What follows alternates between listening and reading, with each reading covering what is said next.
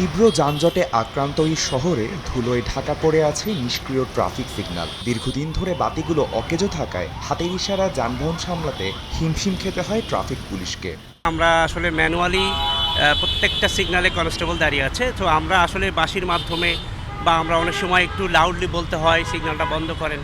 গবেষণা বলছে প্রতিদিন প্রায় ৮২ লাখ কর্মঘণ্টা যানজটে হারিয়ে শহরের গড় গতিবেগ নেমে এসেছে মাত্র ৪.৮ কিলোমিটারে। দীর্ঘদিন ধরেই এই নৈরাজ্যকর অবস্থা থেকে মুক্তির আশায় আধুনিক ও কার্যকর ট্রাফিক সিস্টেমের দাবি জানিয়ে আসছেন নগরবাসী। গাড়ি রানিং অবস্থায় ট্রাফিক কি হাত দেখায়, হাত দেখালে তো গাড়ি ব্রেক ধরা যায় না। ট্রাফিক লাইট আছে, ওখানে সময় কম হয়, কারণ ট্রাফিক লাইট তো অটো চলে।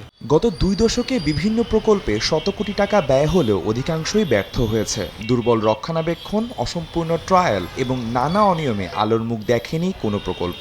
সর্বশেষ 2025 সালে স্বয়ংক্রিয় ট্রাফিক সিগন্যাল প্রকল্পের 38 কোটি টাকা আত্মসাতে জড়িতদের ধরতে ডিএনসিসিতে অভিযানও চালিয়েছে দুদক।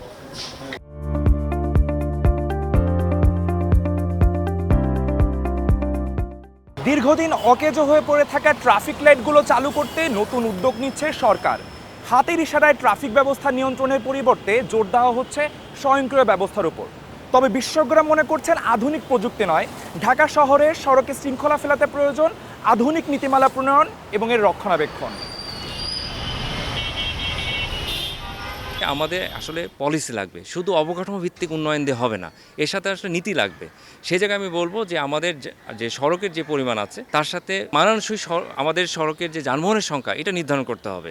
দ্বৈত ব্যবস্থায় বিভ্রান্তি ও নিয়ম না মানার বাস্তবতা সত্ত্বেও ট্রাফিক শৃঙ্খলা ফেরাতে নতুন উদ্যোগ নিয়েছে সরকার। 22 মোড়ে 18 কোটি টাকা খরচে বসানো হচ্ছে নতুন সংকেত বাতি। জাইকার সহায়তায় নিরাপদ পথচারী পারাপার পাইলট প্রকল্প চালু করেছে ডিএমপি ডিএনসিসি। হাইকোর্ট ক্রসিং থেকে উত্তরা পর্যন্ত 22টি পয়েন্টে traffic signal light 2 city corporation লাগানোর প্রক্রিয়া করছে।